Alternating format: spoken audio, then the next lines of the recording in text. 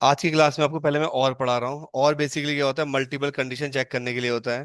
पहले हमने एंड पढ़ा था। एंड का मतलब क्या है कि सारी कंडीशन ट्रू होनी चाहिए। एक एंड के अंदर जितनी भी आप कंडीशन दोगे सारी की ट्रू होंगी, तभी वो आंसर ट्रू करेगा, अदरवाइज फॉल्स करेगा। एक भी फॉल्स होती है फॉल्स कर देगा। लेकिन और आपका इसका रिवर्स काम करता है। ऑल बोलता है कि आपने जितनी भी कंडीशन मेरे को दी है, अगर कोई भी एक सही होती है तो वो रिटर्न क्या करेगा, ट्रू रिटर्न कर देगा। फॉर एग्जाम्पल, हमने बोला कि यहाँ पर एक डेट डाल देते हैं। इसका हम कोई टेक्स्ट निकाल लेते हैं, डीडीडी। ठीक है, संडे है, सैटरडे, मंडे है, कुछ भी आ जाएगा। लेकिन एक डेट को एक ही दिन हो सकता है ना। अगर मैं ये बोलूँ कि यहाँ पर या तो सैटरडे होना चाहिए या फिर यहाँ पर संडे होना चाहिए, इन दोनों में से कुछ भी एक होगा, तभी ये रिटर्न क्या करेगा, ट्रू करेगा, अदरवाइज नहीं करेगा। मंडे है तो ट्रू नहीं आया। अब एक काम करते हैं, यहाँ पर रैंड बिटवीन करके कोई भी एक डेट डाल देते हैं। बहुत सिंपल सा है, कोई ज्यादा टिपिकल कुछ है नहीं इसके अंदर, इसलिए ज्यादा एग्जांपल नहीं पकड़ रहा हूं मैं इसके।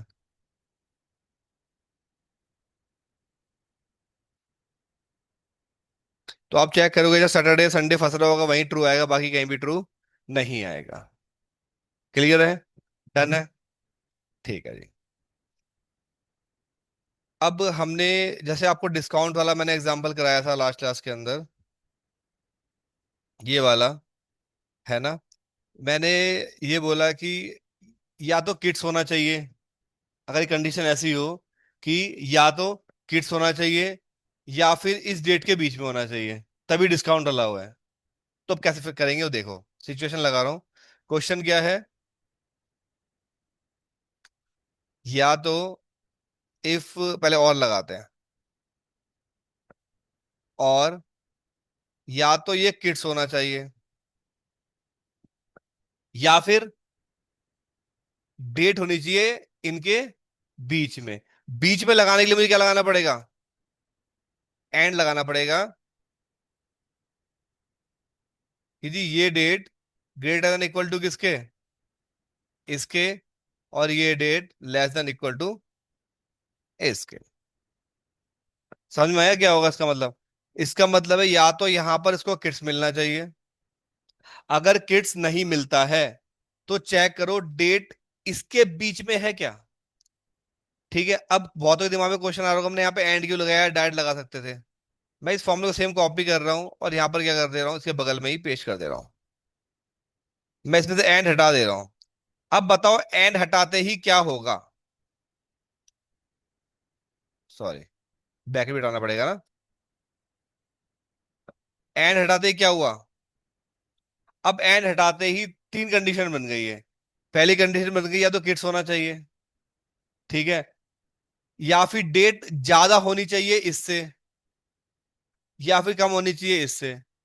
इस वाले केस में, इस वाले केस में हमेशा एक वैल्यू ट्रू आएगी ही आएगी। क्योंकि देखो, कोई भी डेट हो, 25 जून 2025, इससे ज्यादा नहीं है ना, लेकिन इससे कम तो है। यहां आ जाओ, 9 जुलाई, 25 जून से ज्यादा है? हाँ है। 6 जून, 25 ज्यादा नहीं है लेकिन 15 अगस्त से तो कम है। तो हर जगह पे सारी सारी डेट या तो एक बार ट्रू फॉल होंगी। अगर आप और का फॉर्मूला लगा रहे हो तो वो बिटवीन वाला काम नहीं कर रहा, वो कह रहा है या तो ये मिल जाए या फिर ये मिल जाए। इसके लिए मैंने यहां पर क्या लगाया हुआ है, एंड लगाया हुआ है। समझ में आ गया? तो ये मल्टी कंडीशन चेक करेगा।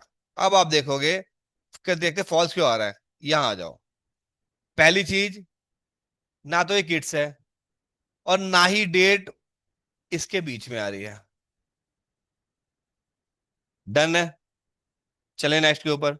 ये था हमारा एंड, सॉरी, और एक होता है नॉट। नॉट क्या करेगा, आंसर को रिवर्स कर देता है। ट्रू वाले को फॉल्स कर देगा और फॉल्स वाले को ट्रू कर देगा, उल्टा कर देगा। जैसे अब यहां पे देखो, सिंपल नॉट ले लेता हूं। क्या करा उसने, ट्रू वाले को फॉल्स, फॉल्स वाले को ट्रू, सबका यूज पड़ेगा, मैं दिखा रहा हूं अभी। ठीक है, बोले ऐसा करने की जरूरत ही क्यों है, जरूरत क्यों है दिखाते हैं। कुछ लॉजिकल फंक्शन होते हैं, इंफॉर्मेशन फंक्शन होते हैं, जैसे is, number is text is even is odd is blank is error is na is logical। ये कुछ फंक्शंस हैं जो ज्यादा यूज किए जाते हैं। ठीक है, इस वाले इंफॉर्मेशन फंक्शन होते हैं। इन सभी फॉर्मूले का आंसर जो भी इज से शुरू हो रहे हैं, ठीक है, उसका आंसर आएगा ट्रू या फॉल्स। या तो ट्रू आएगा या फिर फॉल्स आएगा। चेक करते कैसे ट्रू या फॉल्स आएगा। हमने यहां पर रैंड बिटवीन लिखा, कोई भी एक नंबर डाल लिया हमने। ठीक है जी, एक ही रख लेते हैं। इसको कॉपी करके मैंने पेज स्पेशल कर लेता हूँ। कर ही लेते हैं। मुझे अभी सारे नंबर है दिख तो रहा ही है, लेकिन कंप्यूटर को कैसे पता चला? रुक जाओ और दिखाता हूँ। अब सारे नंबर नहीं है ना, कुछ नंबर्स हैं और कुछ टेक्स्ट है। आप बोलो इज टेक्स्ट, क्या ये टेक्स्ट है? नहीं। ये क्या है? नंबर है। क्या आ गया?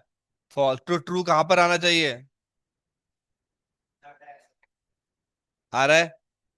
ठीक है, तो नंबर में क्या होगा? नंबर लगाऊंगा तो इज नंबर। हाँ, समझ में आ गया होगा, ये भी वेरी इजी। अब बारी आती है, मुझे चेक करना है क्या ये नंबर, जो नंबर है वो इवन है। इवन नंबर कौन से होते हैं? जो टू से डिवाइड हो जाते हैं। इज इवन, और उसको क्या कर लीजिए? सिलेक्ट कर लीजिए। ट्रू आ रहा है? ट्रू आ गया। False false false.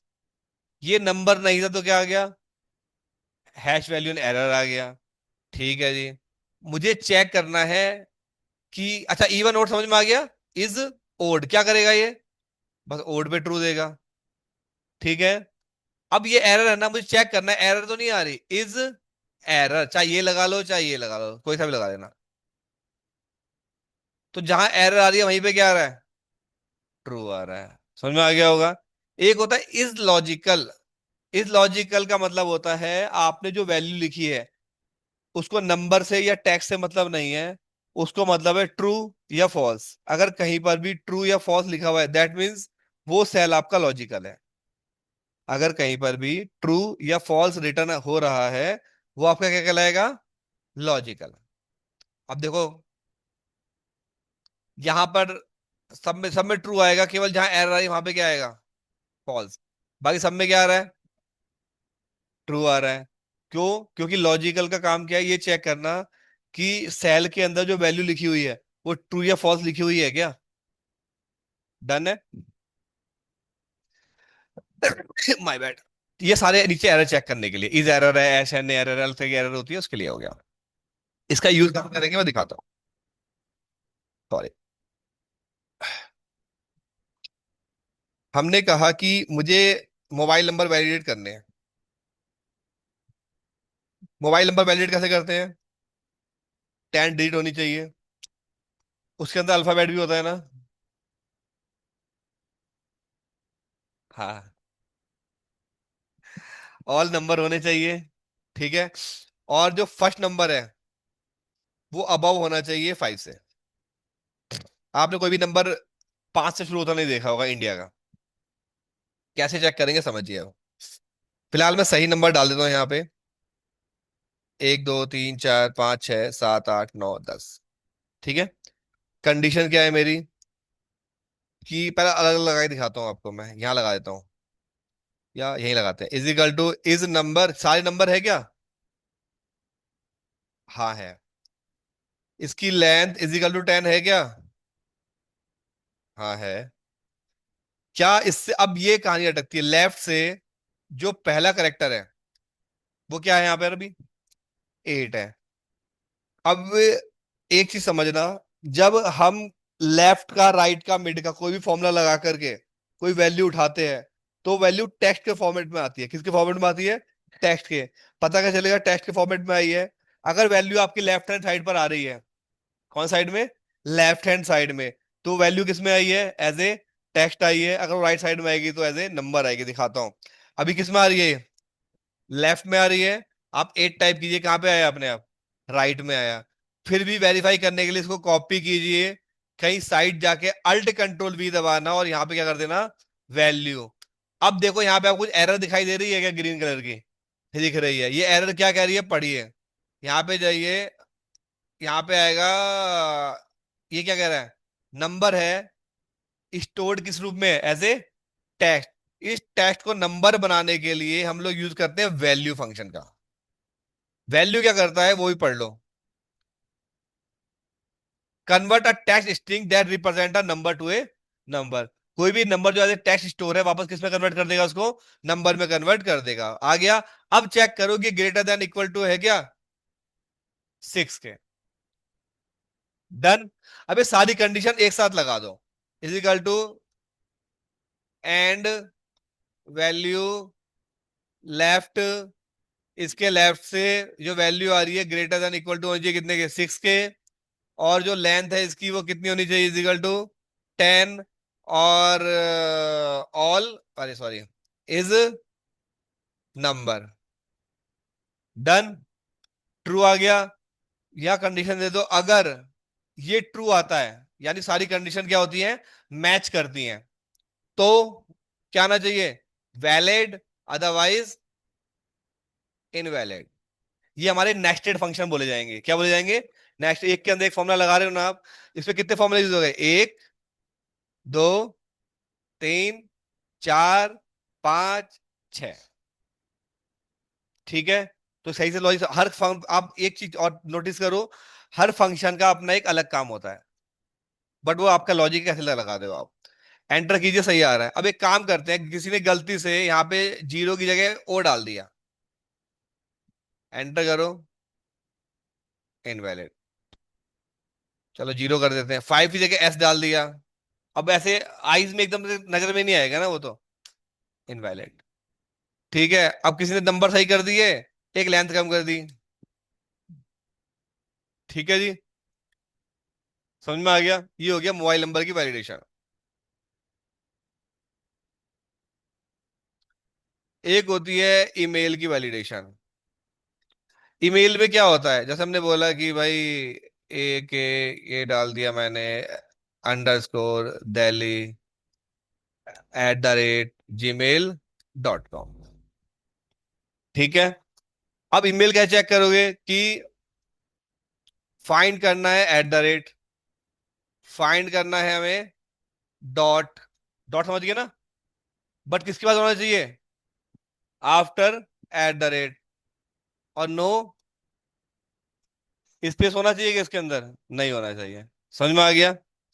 अब ये सारी कंडीशन मैच करेंगी तब तो ईमेल वैलिड है, अदरवाइज ईमेल इनवैलिड है। सेम कंसेप्ट लगाते हैं। ठीक है जी। तो सारी कंडीशन लगाते हैं इसके अंदर। हमें क्या मिलना चाहिए, @, मिल गया। तो इसका आंसर ग्रेटर देन जीरो है क्या, है। लेकिन अगर @ नहीं मिला तो यहां आ जाएगी एरर। तो यहां कंडीशन लगा दो कि भाई इस, अब ये यहां पे ये काम नहीं करेगा। यहां बोलो इज एरर, क्या इसमें एरर आ रही है। अगर एरर आ रही है तो क्या ये सही है या गलत है। अगर इस फॉर्मूले में एरर आ रही है तो क्या आपकी ईमेल आईडी सही है कि गलत है। तो मुझे, अब ये तो कह रहा है फॉल्स है, इसका मतलब है कि ईमेल आईडी सही है। अगर इस एरर का आंसर ट्रू में आ रहा है तो मतलब हमारी ईमेल आईडी गलत है। लेकिन अगर फॉल्स में आ रहा है तो ईमेल आईडी हमारी सही है। तो ऐसा कंफ्यूजिंग हो गया, इसको उल्टा कर दो, आंसर को उल्टा कैसे करेंगे। हाँ जी, अब सही है। दोबारा समझिए, हमने कहा हमें फाइंड करना है, डॉट फाइंड करना है, इसके अंदर करना है, लेकिन कब करना है, @ के बाद। ये आप सब लोगों को अच्छे से आता है, हमने फर्स्ट फर्स्ट मिडल नेम में पढ़ाया था। ये आ गया। अगर डॉट नहीं मिले तो क्या आएगा, चाहे डॉट ना मिले उसको, चाहे उसको @ ना मिले, दोनों में क्या आ रहा है, एरर आ रहा है ना इसके अंदर। मैंने बोला सेम कंडीशन यहां, जैसे यहां लगाया है ना, सेम यहां लगा दो, इज एरर, और साथ साथ नॉट। समझ में आया मैंने नॉट क्यों लगाया, इधर क्यों लगाया? डन। हो गया। अब स्पेस नहीं होना चाहिए। Is equal to find space इसके अंदर। यहां पे लगा दो इज एरर, एरर होनी चाहिए इसमें। एरर क्यों होनी चाहिए? स्पेस नहीं मिलना चाहिए ना, इसका मतलब एरर होनी चाहिए, तो नॉट लगाने की जरूरत नहीं है। यहां तक समझ में आता है? डन है। अब इस सब कंडीशन को एक साथ लगा दो। पहले एक को क्या करो, कॉपी करो, यहां पे जाओ एंड लगाओ पहली कंडीशन। फिर इसको जाओ, कॉपी करो, यहां पे जाओ कॉमा लगाओ, पेस्ट करो दूसरी कंडीशन। दो हो गई। फिर तीसरे पे आओ, सिलेक्ट करो, कॉपी करो, यहां पे जाओ कॉमा लगा के पेस्ट करो। अब एक साथ लगाओगे तो लगेगा नहीं, कंफ्यूज हो जाओगे कहाँ पे क्या लग रहा है, इसलिए अलग अलग लगा के पेस्ट कर लेना। ठीक है। फिर यहां पे लगाना इफ, अगर ये सारी कंडीशन सही होती है तो क्या लिखना है, वैलिड, अदरवाइज इनवैलिड। अब चेक करते हैं, हम कहीं भी एक स्पेस देते हैं, क्या वैलिड आना चाहिए? इनवैलिड हो गया।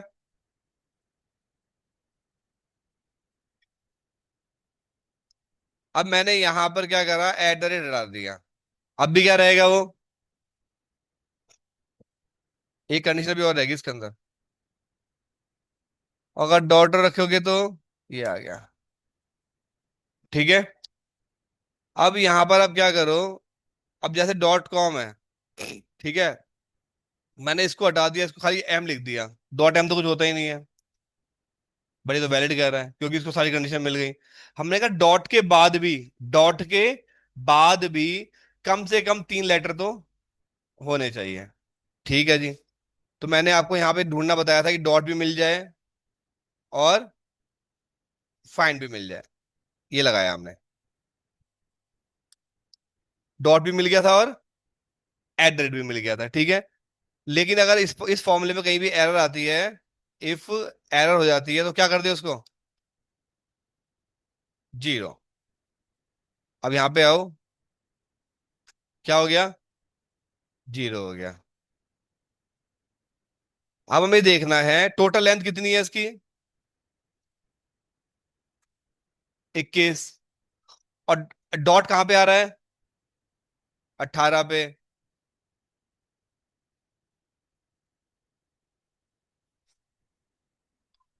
कितने करेक्टर हैं, 3। इन केस यहां से अगर मैं हटा दूं, कितने करेक्टर हैं, 2।